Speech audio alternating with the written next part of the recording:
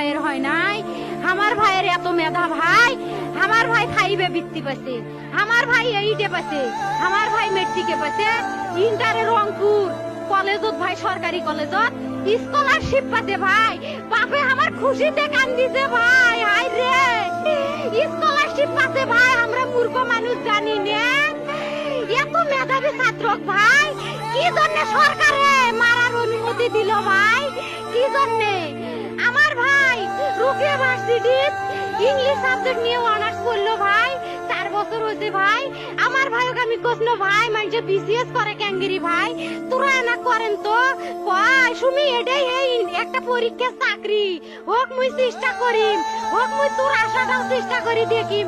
করেন ভাই, মুখ ভালো লাগে মানুষে যখন বিসিএস এর কথা কয়, মুখ কলজাটা কাঁপি ওঠে ভাই, হাই রে ওরা ক্যাঙ্গেরি পড়ছে।